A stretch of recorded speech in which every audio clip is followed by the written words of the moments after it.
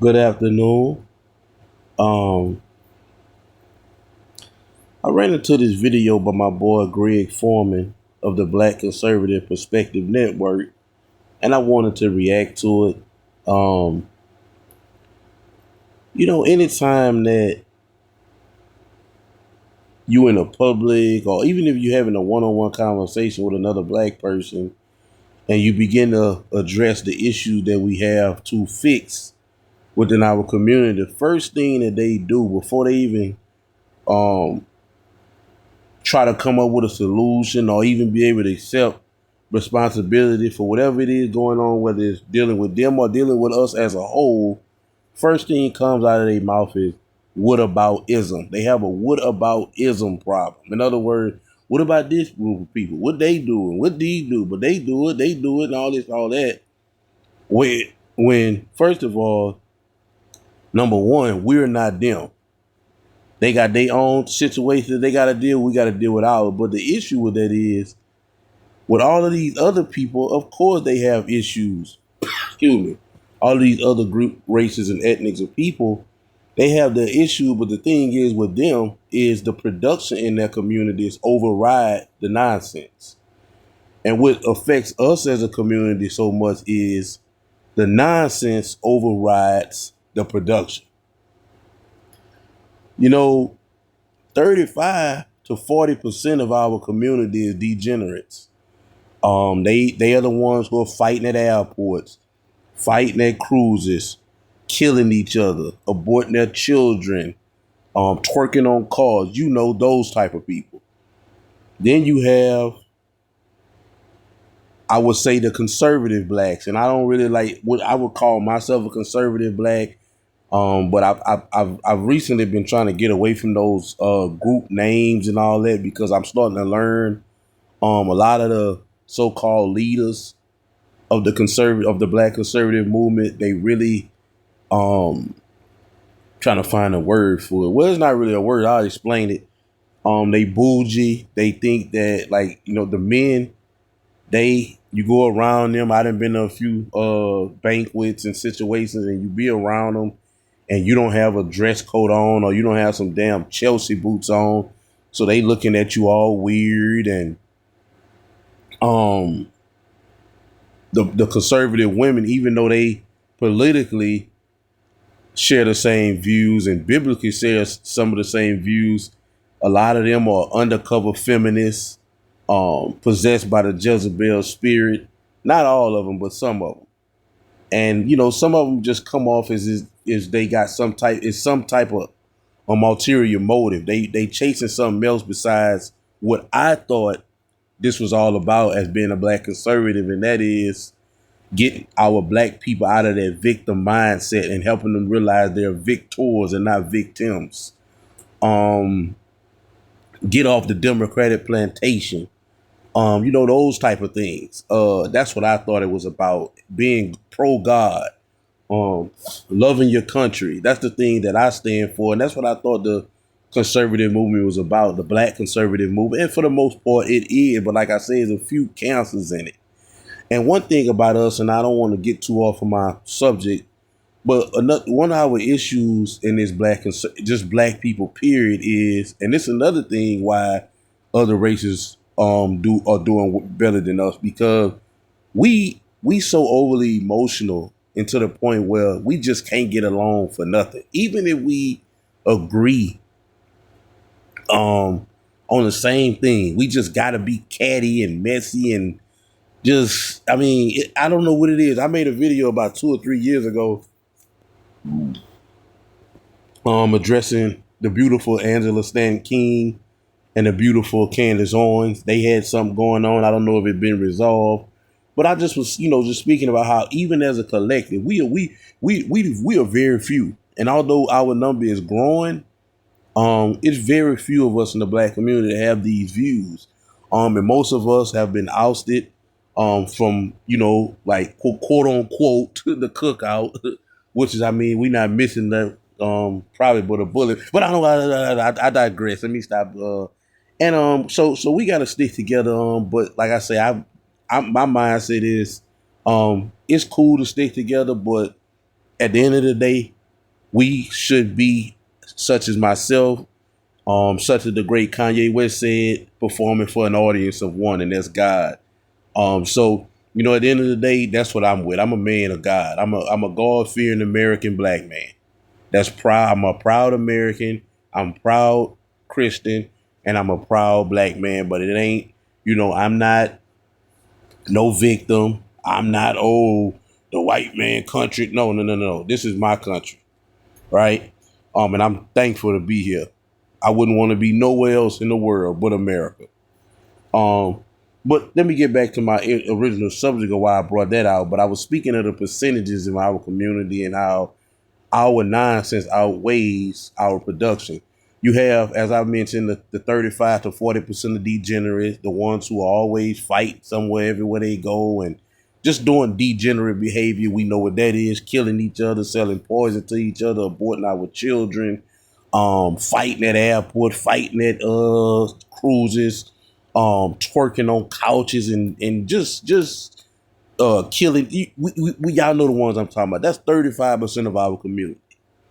10% of the community and growing is the ones I spoke about earlier, which is the black conservatives, which I would put myself in that group. And about 15% of black Americans, they they and I don't want to laugh, they don't know what's going on. They just living. If they live, they carefree, just living. They go to work, they take care of their family. They don't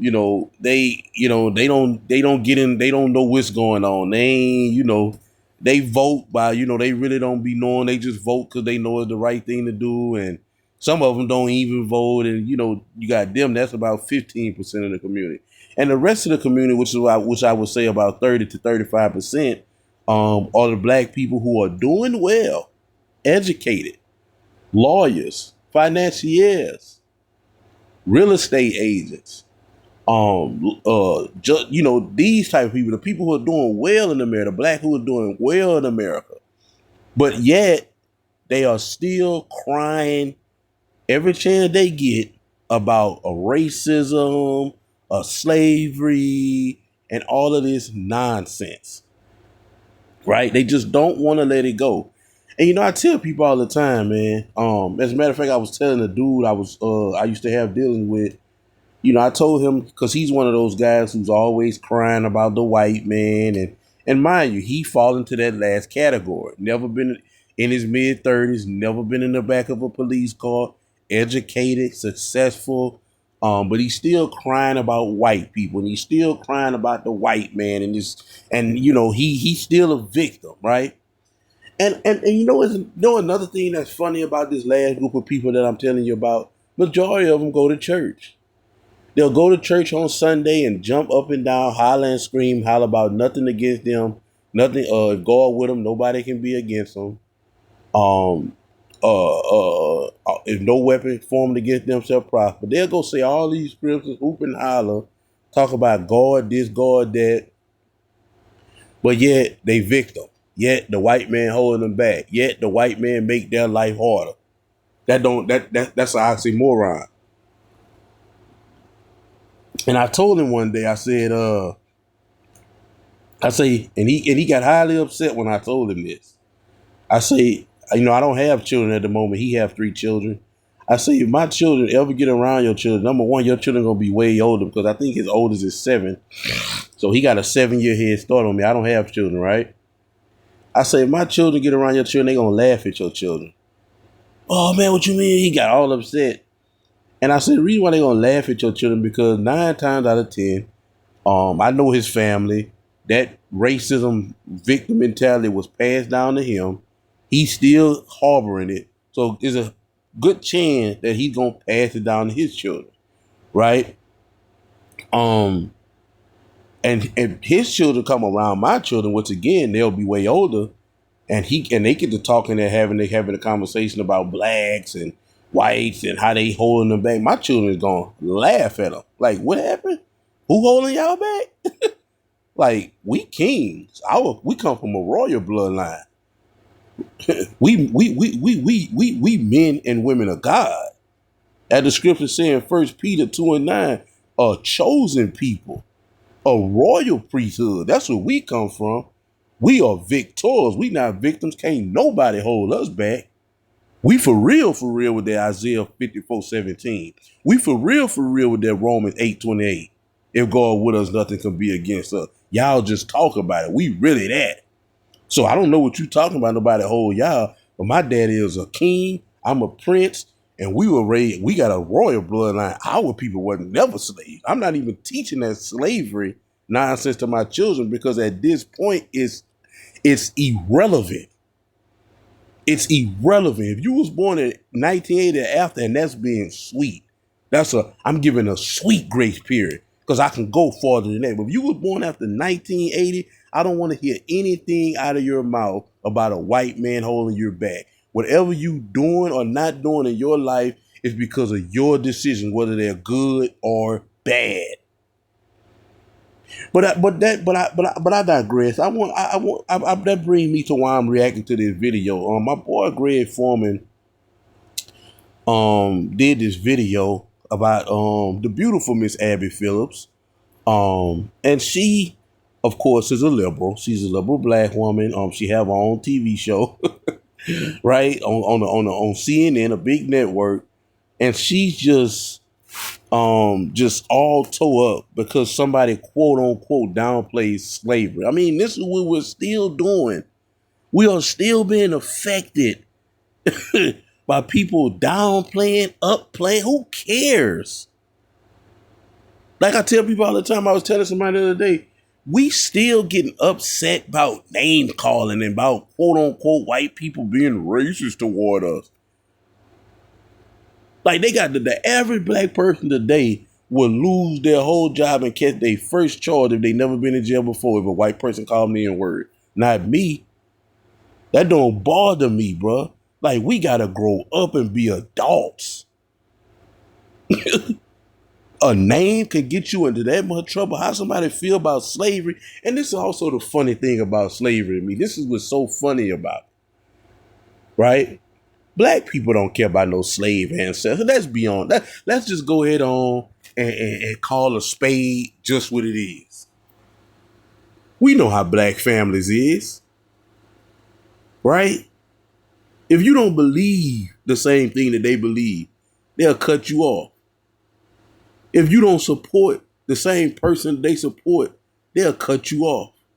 If you don't have the same, I'm talking about it. These people cut their living family members off, oust they living family members for stuff that's simple, right? This family member they can see, this family member that's living, but yet they so hurt about slavery, something that happened to their ancestors, which is we all know if we do our history, we know our history, that all blacks wasn't slaves. But it just so happened to say you is a slave, you did your research and you're a descendant of slavery. You don't care that much about your ancestors because there's somebody in your family that they might not be, they'll cut you off because you ain't got as much education as you. It's them. Or they'll come around you and be so condescending, they'll make you react in a certain way and then they'll cut you off. So these people will cut their living family members off for simple things. But they so distraught and so hurt when somebody, quote unquote, air quotes, right, downplaying slavery. So let's get into this video that my boy Greg Foreman commentated perfectly, but I'm still going to chime in with some of my thoughts and beliefs. Let's continue. Amazing job. Amazing job. In a letter there, they are saying quite the same things. The mission of the Smithsonian is to forge a shared history, a shared future, not just context, but hope, to lead the country and communities together. That's essentially the same language that Donald Trump is offering here. And I do think there's room to say, in American history, what you are describing, that process of a journey toward greatness is very real. And we all have something to be incredibly proud of. And you talk about overseas. I think the world and its people, if you ask someone, is the world and its people better off because of the existence of America and its people? To me, the answer is unquestionably yes. And I think people walking in this Smithsonian, when they walk out of it, they should get some sense of that. We shouldn't whitewash who we are and where we came from. I don't think you have to. I don't think you have to. And so that conversation needs to continuously happen so that we continuously get better. Yeah, I don't think. Well, no, I think they want to go through the exhibits and decide. I hope that they will take historians and experts who know exactly what it means, because I don't think there's been an overcorrection. I think it's just putting out the history that's all part of who we are. This conversation is so healthy and so good, and we're having it on the 250th anniversary of the country. It's wonderful. Is someone constantly lying to you? Are they always hiding their phone from you? Now, there's a way to see the calls. It's wonderful. It's wonderful. Boy. So we got to talk about Trump deranged, CNN news anchor, who at this point I wouldn't even call a news anchor or a journalist, right? I think a more accurate description for this character is propagandist, and that is Abby Phillip, who pretends to be a moderator in a debate show where you're supposed to have equal access to hearing both sides of an argument without the moderator trying to sway the viewer to any side, right? But that's not what her show is. Her show is basically her and liberals ganging up on Scott Jennings and a few conservatives, while she pretends to be an unbiased moderator, when, again, she is not a moderator at this point. She's basically a debater on her own show. And she's getting exposed as the left-wing propagandist that she really is, okay? Because she is super triggered by President Trump wanting a review of the Smithsonian, right? Apparently the Smithsonian is woke, okay? The Smithsonian is woke.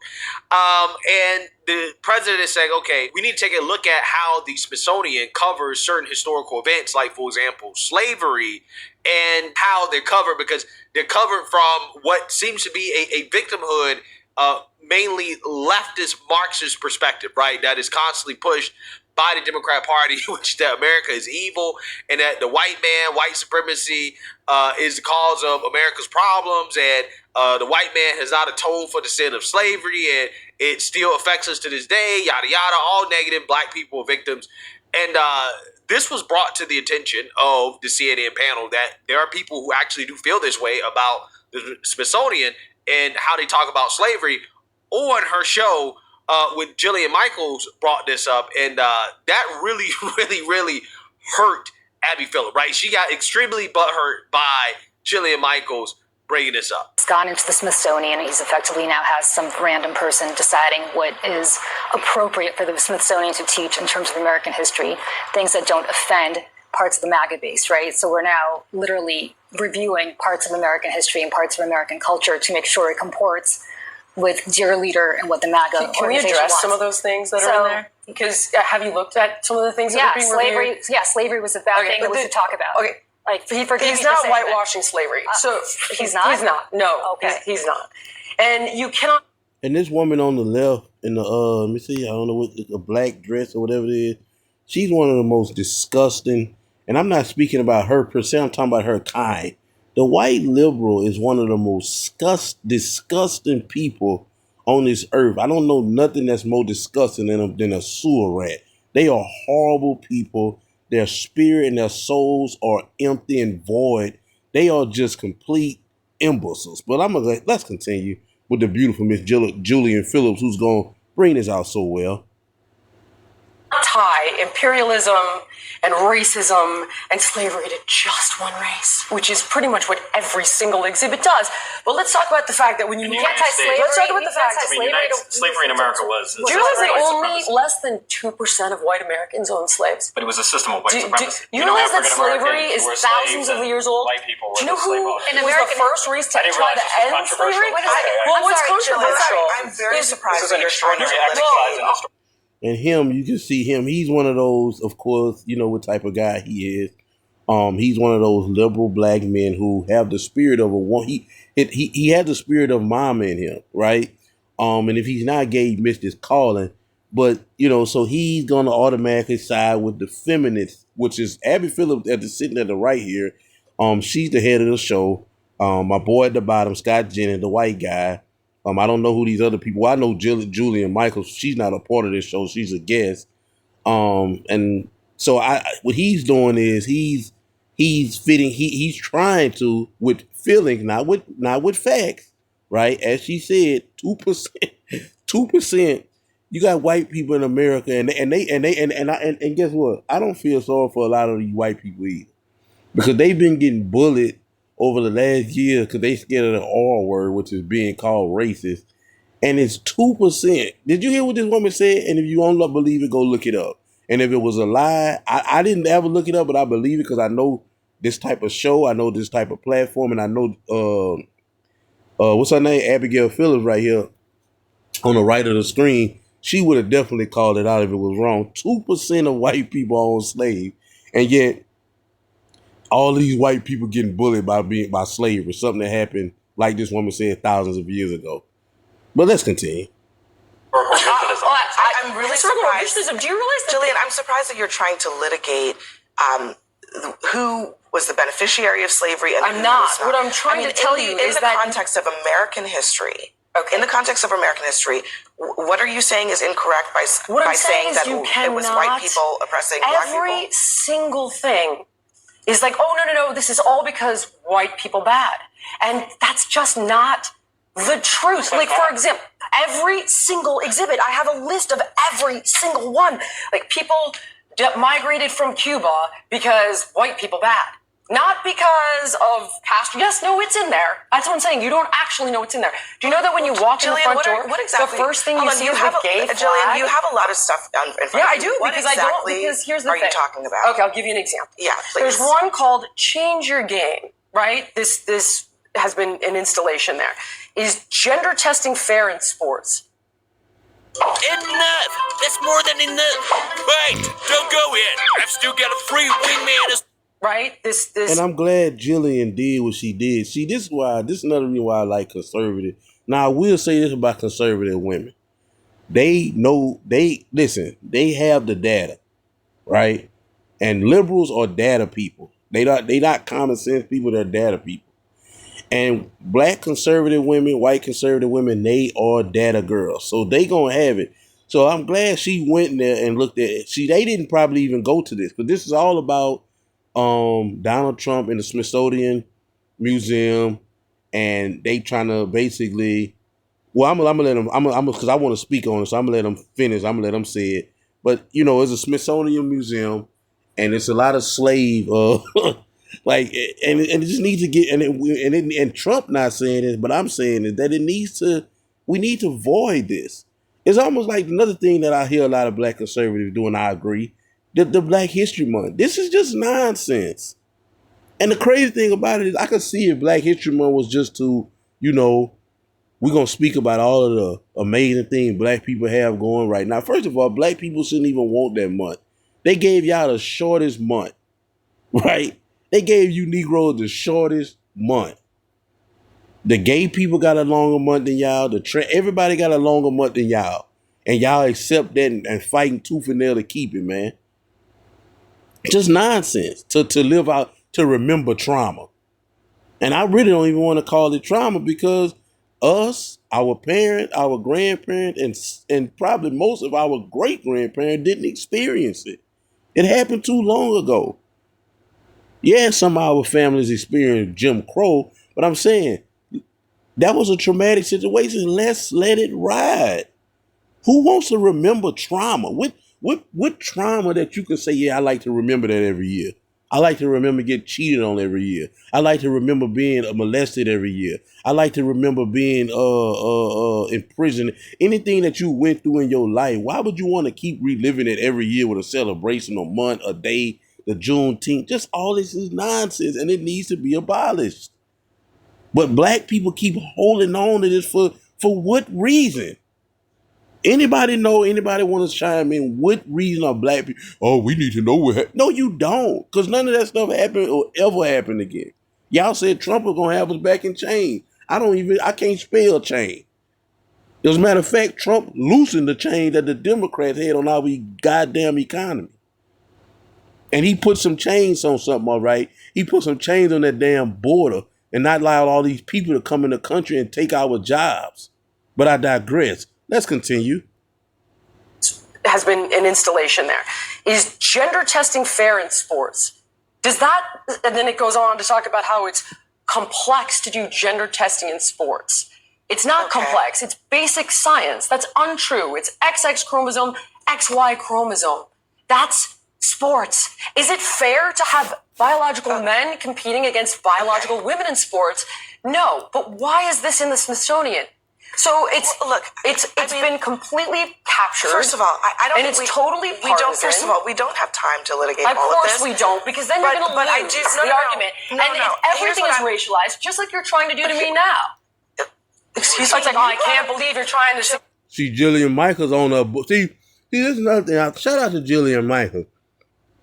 Jillian Michaels is unapologetically cooking her. Not with no ad hominem attack, because that's what the liberals like to do. They like to go ad hominem. We like to cook with facts. That's what conservatives do. And she cooking her, so now it's the blinking eye. She's not ghetto or nothing, but it's the blinking eye, like everybody do when they getting upset and they want to react impulsively. And here she gonna come with the nonsense, because she can't debunk what is being said, so she's gonna move the goalposts. Let's continue. Just to be clear, you brought up race. No, this was a conversation about the arts, and you brought up race. It isn't. You brought up. But the whole point of this is that the issue you brought up slavery, and you brought up the question of whether.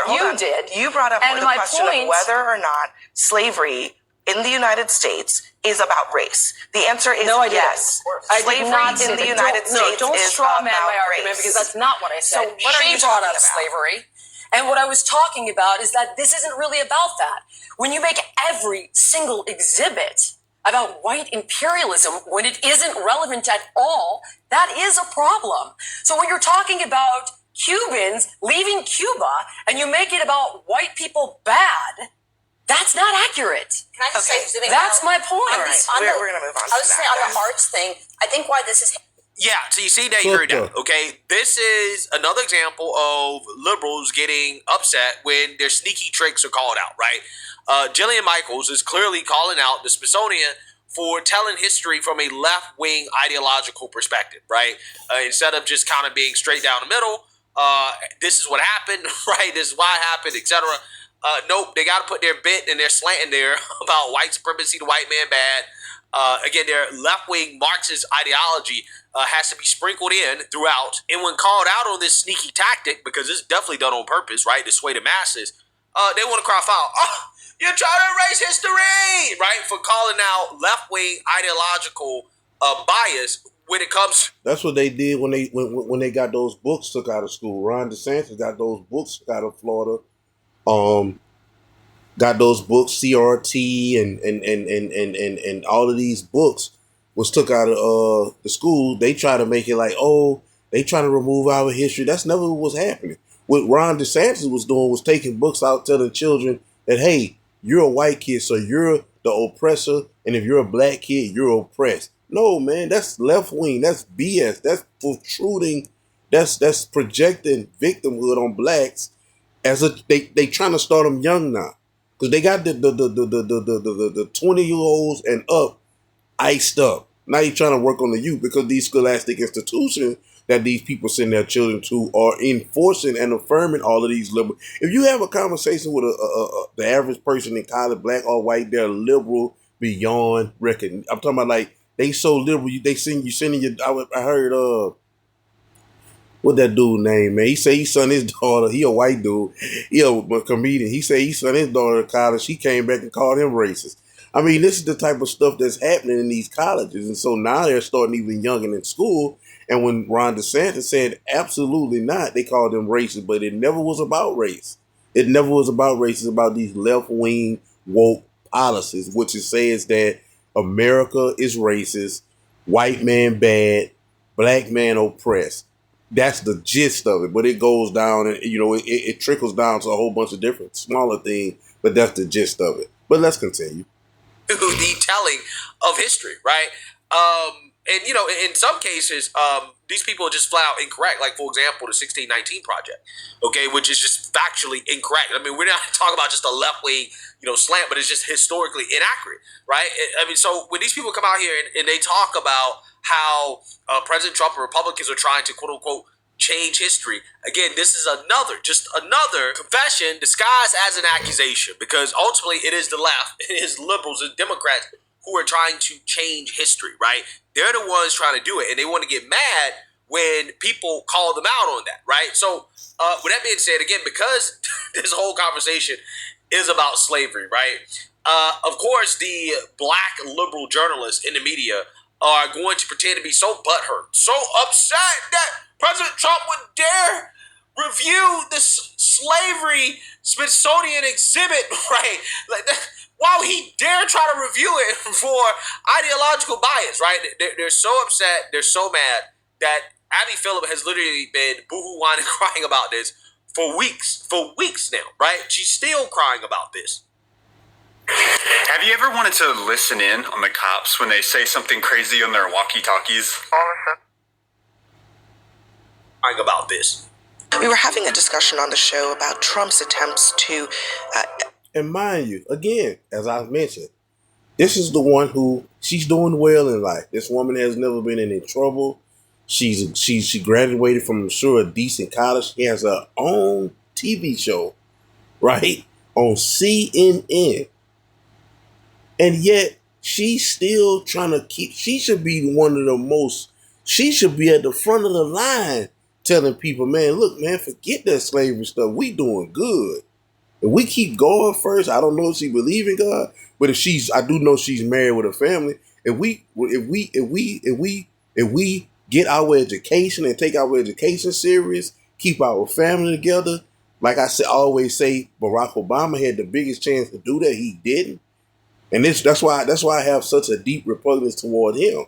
Because he had the biggest opportunity that ever. He was a president to tell a black American, look, man, do what I did. Keep your family together, get your education, don't create no broken home, and you can go to the top. You can do anything. You can be president like I am. Instead, he went in the White House telling black people they were victims. And it's like they just don't want to let this go. And like I say, once he did that, that just affirmed all the other victim losers who still want to hang on to this nonsense. And so going back to this woman, she's so tore up about this. She's constantly making videos. She's not leaving it alone. And like I say, she should be the one who on the front line saying, we should be letting this go. That's hundreds of years ago. We are doing well now. No country in no country in the world is better for a black man and woman than America. But let's continue. Influence parts of American culture, like the Smithsonian, like the Kennedy Center, and the arts, when suddenly the conversation turned to slavery and race, and Jillian argued that everything in the culture has become now about race. He's not whitewashing slavery. So he's not? He's not. No, okay. He's not. And you cannot tie imperialism and racism and slavery to just one race, which is pretty much what every single exhibit does. Then what really shocked all of us at the table was that she seemed to try to be minimizing the impact of racism and slavery on American history. Do you realize that only less than 2% of white Americans own slaves? But it was a system of... We all heard this. We all just watched. Y'all watch with me. We watching it again. That Abigail Phillips is lying. She didn't try to downplay it. And you know something, I'm glad. Let's speak on slavery. Let's do a little slavery lesson real fast. A 30-second slavery. We've been lied to. The average black person, that's what I'm telling you, man. The average black person know nothing about history. But what they were lied to in school and taught in these liberal scholastic institutions. First of all, let's get something understood. I'm a story. Slavery wasn't just a boat filled with white people that went to Africa and said, hey, you niggas, get on the boat now, boys. That's not what happened. That is not what happened. The white man, the Europeans came to America. The Indians were here doing nothing but smoking pot and making babies. That's all they were doing. They wasn't doing anything else. They wasn't developing America. They wasn't doing anything. And the Europeans came here, call it stolen land, say they took it, say whatever you want to say. They came here and they developed the country. Your fellow Africans sold their people to the Arabs. And the Arabs made a deal with the white people. They said, look, y'all know y'all trying to develop America. We got the employees if y'all need them. And they went there in boats and purchased slaves. Now, when the slaves came here, were they treated with cruel and unusual punishment? Absolutely. Absolutely. But you know what? Sometimes a generation got to suffer for the next generation to live. Ask Jesus about it. Ask Jesus about it. Because I thank God that I'm not in no goddamn Africa right now. And if it wasn't for my ancestors, if my ancestors were slaves, which I doubt it, but if they were, I never did the research, if they were, because that would be physical. My spirit, my spiritual ancestors was Jesus. 1 Peter 2:9, a royal priesthood, a chosen people. I'm in the spirit now. But physically, if I am a descendant of slaves, guess what? My ancestors went through what they went through so I can live now and be free. No country in the world is better for the black man and the black woman than America. So they had to go through what they went through for me to live like I'm living now, and I can do whatever I want, when I want, how I want to do it. So let's get that clear, right, about slavery. Africans sold us to the Arabs, and the Arabs sold us to the white people. The white people didn't come take anything. Right? So let's just get that clear. I digress. Let's finish. Do you realize that slavery is thousands of years old? Do you know who in America first race to try to end slavery? That's an incredibly misleading statistic because even the Americans who did not own slaves also participated in slavery by benefiting from the economic system of slavery, the political system of slavery, and culturally treating black people as if they were not human. But Jillian didn't acknowledge any of those things, and that, I think, is really what shocked so many of us at the table. Since then, she's doubled down, and she's even said that she had reached out to the White House before coming on the show to ask them about which Smithsonian exhibits they wanted to dispute. She acknowledged that none of the talking points provided by the White House, according to her, had to do with slavery, and yet she still decided to downplay it at the Newsnight table. Fast forward a couple of days later, and now President Trump is actually also downplaying slavery, suggesting that the Smithsonian talks about it too much and overemphasizes the negative of slavery in the context of American history. Yeah, so you seen that, you heard that. Okay, Abby Phillip is so triggered by what Jillian Michaels said that she's still talking about it, right? She's still upset. Like, she's doing whole programs, whole brainwashing programs, right?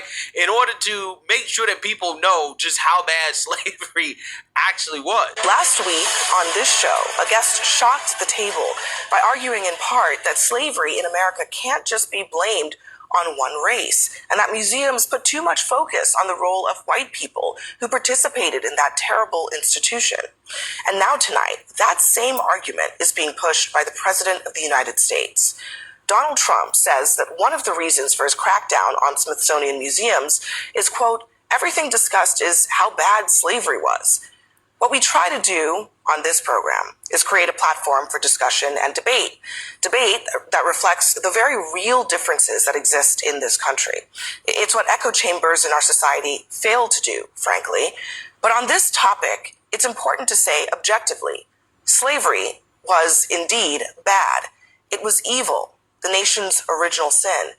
And it is impossible to understand the true history of this country without fully grappling with slavery's impact. Simply because of their birthplace and the color of their skin, the bodies and spirits of black men, women, and children were exploited for profit and power. They were forced onto ships, bound by shackles and collars that ripped off their skin. One older man described it as iron entering our souls. Some chose to jump into the waters infested with sharks rather than feel that iron. Yeah, so what you have here is Abby Phillip, who is triggered to the max, right? Clearly, she's still bothered by Jillian Michaels coming on her show and saying that, hey, you know, maybe, just maybe, using slavery to bash the white man for everything that's wrong with today's society is not an accurate way to tell history, right? Abby Phillip clearly is taking issue with this, okay, to the point where she won't stop talking about it. And she's now at this point even trash talking her colleagues, right, over the fact that they disagree with her politics on the show. Are you interested in the specific gun laws for your state? If not, no worries, simply skip this video. However, the fact that they disagree with her politics on the show. Let's be frank about that. That is never the intention, okay? People's decisions to say crazy things are never expected or predictable. However, I mean, and I know that folks really dislike Scott for his views, but I would say that no, we don't. We love Scott.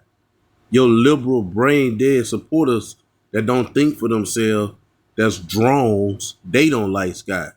Just to say, I just wanted to clear that up for a second, but I digress. There are views that you don't like, that you think are unfounded, but that are pretty widely shared. And I think Scott falls into that category.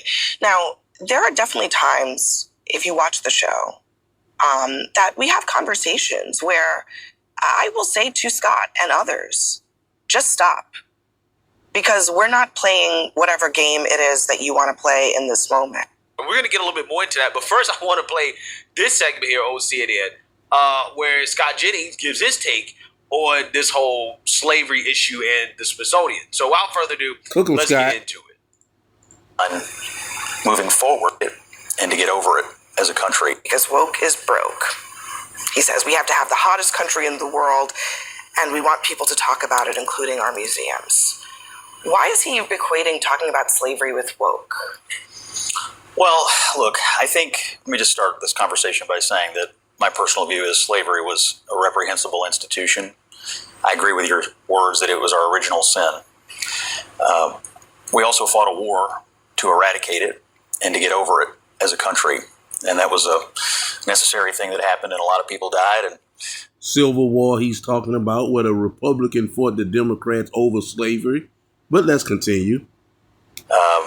We did eradicate it. Which, I don't think it's emphasized enough when we talk about slavery, the role that England and the United States played in ending the transatlantic slave trade, right? Making sure that slaves were not traded anymore across the Atlantic, even though the Africans, they were still trading their slaves internally, okay, within their continent, okay, amongst themselves, their kingdoms, okay, they were still enslaving black. And they still is to this day. They don't care about that. This is why he spoke about the wokeness. The wokeness is, in so many words, getting back at white people for something they didn't do. Always playing the victim role. But let's continue. People, right, they were enslaving folks, and that continued for a long time, even up until this day. You still have some slavery going on over there. I really don't think that this country gets enough credit for ending slavery in the United States of America. In fact, $1 million phone, but I ain't got no ring. We fought a war partially over slavery, right? And a lot of people died, right? They lost their lives for a war that.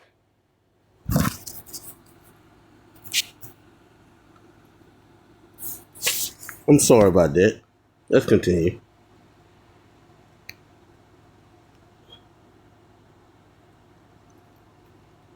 Ultimately resulted in the freedom of enslaved people.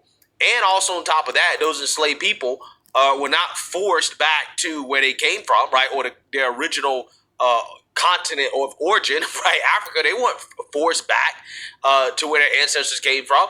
They were allowed to stay. Now, was it smooth? No, it wasn't smooth. There were growing pains. Of course, there would be growing pains.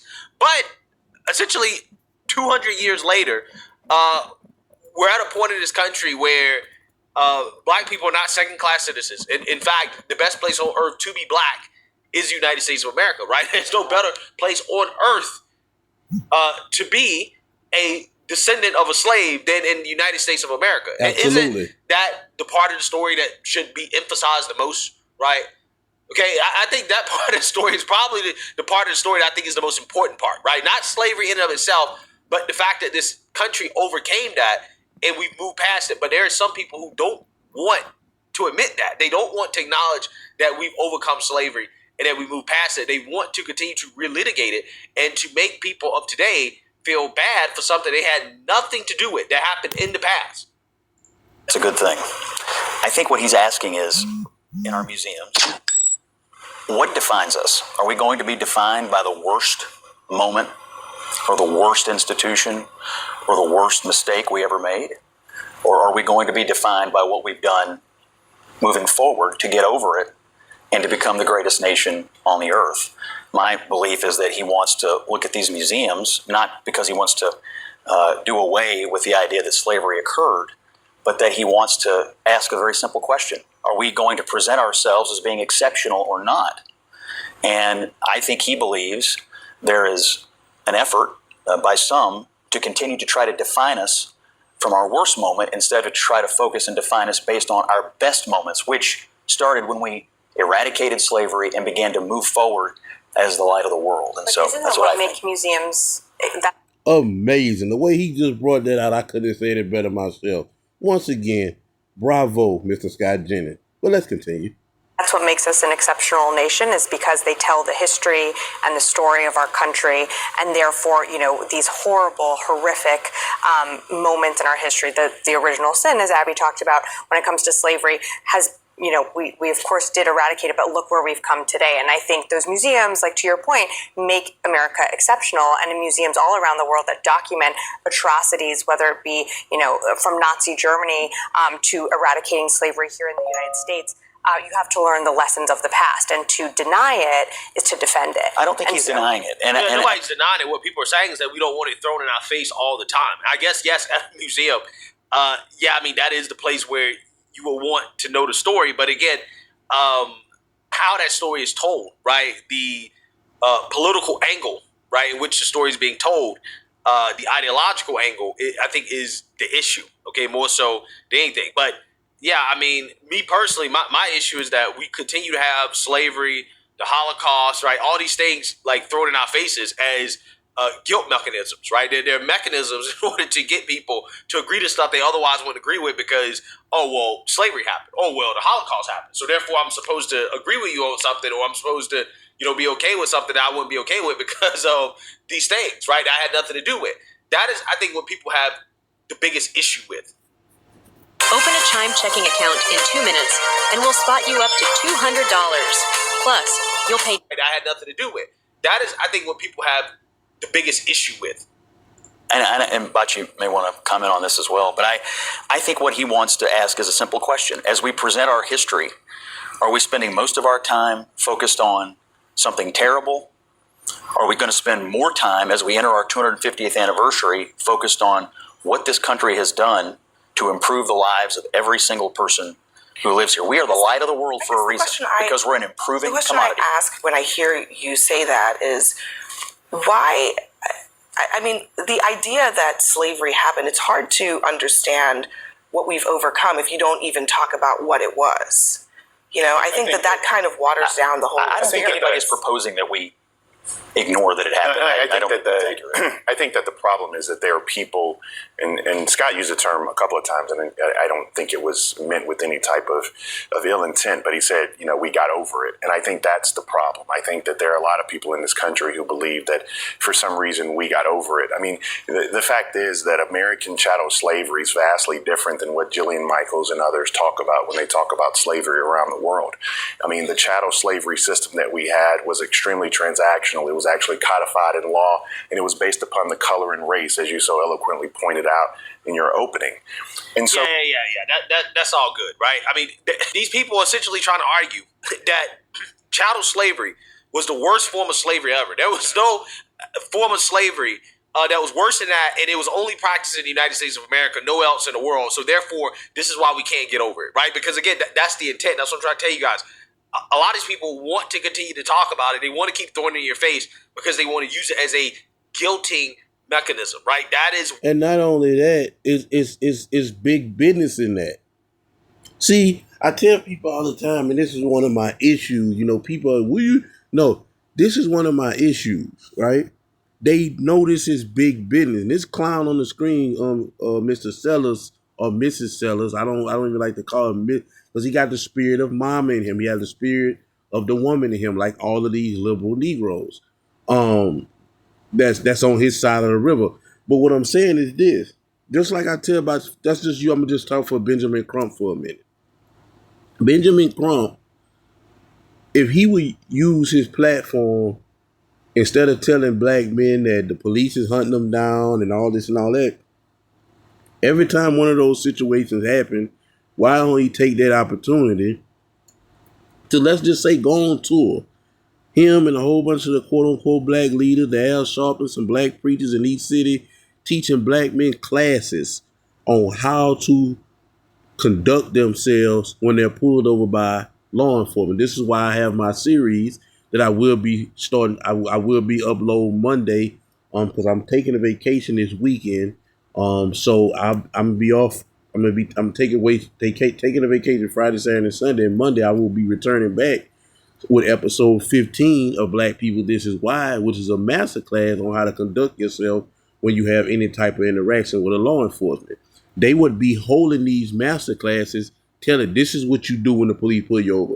Let's start being proactive. But if they do that, then they won't have to be reactive, which means after something happened, they chasing the ambulance. They get in some type of situation where they going to get the litigation and sue the police force, and they going to get money. These people, if they taught black people how to be proactive in their lives, how to be self-sufficient and not be victims, they understand that their reign would be over. We wouldn't need black leaders anymore. Just like the preachers. If the preachers would preach us to not to follow him, but follow God. Because you got to understand, most black people don't follow God. They believe in God, but they don't follow God. They follow the preacher. I tell black people all the time, certain scriptures in the Bible, this is the word of God. But they don't listen to me because they preacher telling them not so. They preacher tell them stuff that they don't know the Bible. They don't take time to read that Bible. I was talking to somebody yesterday about the dietary laws and why we shouldn't be eating certain things and why we so sick. Because we eat the pig, we eat the shellfish when God never told us we could, like the preacher or my pastor said, I don't care what your pastor said. The Bible say we not supposed to be eating that. The Bible say God don't change. He the same yesterday, today, and forever. So what did y'all get in the New Testament that he said, you know what, my dietary law, that's a wrap. You can eat now. You can eat everything now. Because my son Jesus came when Jesus himself debunked that in Matthew chapter 5, verse 17 through 20. And so I'm just saying that black people, most of them, not all, they don't believe in God. They believe in the preacher man, or they believe in something else. And so, again, going back to what I'm saying, if all of these people who the black people look up to would tell them other things and how to be self-sufficient, how to be proactive, how to deal with police officers, how to deal with certain things, they would lose their power. We wouldn't need a Benjamin Crump no more because we wouldn't be getting beat by police, tased by police, killed by police.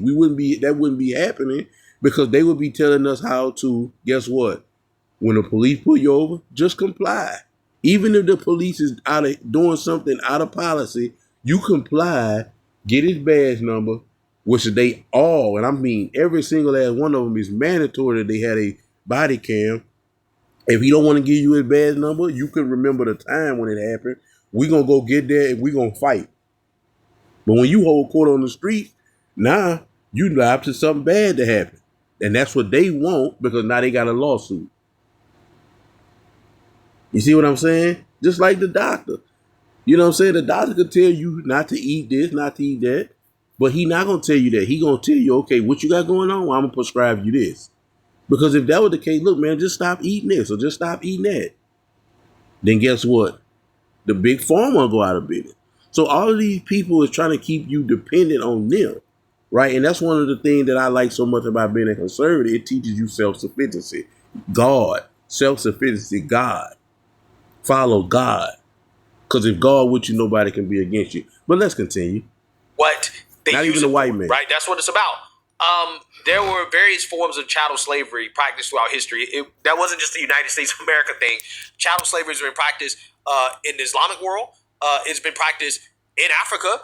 It's been practiced in ancient Rome and ancient Greece. Like, chattel slavery has been practiced throughout all of history. Chattel slavery is not unique to America. Do we have a more extreme version of it than what we've documented before in the past? Sure, right? It was a little bit more extreme, right? But America's not the only country that practiced chattel slavery. But again, if you listen to these people, that is what they're pushing, that the slavery in America was uniquely evil. It was a unique evil that doesn't match anything we've ever seen throughout history, so therefore we can't get over it, right? We can't move past it. We always have to keep talking about it. You always have to continue to give people special treatment based off their status, their skin color, their race, whether or not they're descendant of slaves, because, again, of this unique evil being so bad, the most evil thing that you could ever think of. Nobody ever did anything as evil as this, right?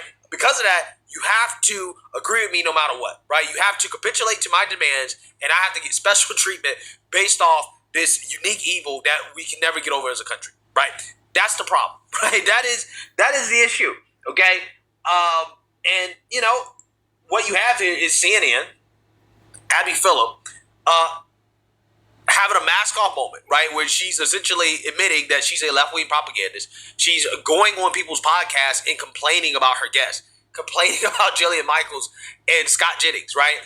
Does she ever complain about the liberal guests and the things they say, the off-the-wall things they say on the show? No, she never complains about them, right? She never says that, well, they may have opinions that, you know, people, you know, find to be, you know, concerning or whatever, and I got to tell them to stop, right? I got to tell them sometimes, just stop what you're saying. Basically what she's saying is that there are right-leaning opinions that are just not allowed on her show, right? That she's not even going to entertain certain conversations. She never says that about any left-wing positions, right? The extremism that's projected on her show from the left never says that at all. Okay, it's only about the conservatives, and this is why this show is starting to fail. Okay, it may be one of CNN's more successful shows, but that's just like saying that it was the least smelliest out of all of the piles of shit, right? That's essentially what's happening, because her show is getting absolutely destroyed in the prime demographic, right? 25 to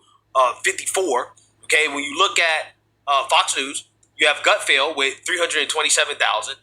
You have Lawrence O'Donnell, also in the same 10 p.m. time slot, 112,000. And Abby Phillip is sitting here with 91,000. She's getting cooked. She's getting absolutely cooked. In the key demographic, she is getting cooked compared to MSNBC. Hollywood is a place where are sacrificed. Compared to MSNBC, okay, and Fox News. Now, again, among her own colleagues, okay, she might be doing fine. She's doing a little bit better than Anderson Cooper, but she's still last place in her time slot and behind Caitlin Collins, who happens to be beating Jen Psaki, right? Which really shows you how bad Jen Psaki is, okay? That she's a complete and total loser, right? When it comes to her ratings, completely falling off a cliff. And then when you look at overall viewership, Abby Phillip is also getting destroyed, right? By Gutfeld, who's bringing in 2.8 million. You have Lawrence O'Donnell, 1.2 million. And Abby Phillip is sitting here with 457,000, which again is absolutely terrible. Again, in the grand scheme of things, might be okay when it comes to her colleagues on CNN, but when it comes to everybody else, she's getting destroyed, right? She would have the worst show on MSNBC in overall viewership, right? So again, Abby Phillip here is not doing well. Okay, her show, even though it's one of the more popular shows on CNN, in the grand scheme of things, is not doing well compared to everybody else. And I think, again, part of the reason why is because she's essentially made the show her and a bunch of other liberals ganging up on conservatives, right?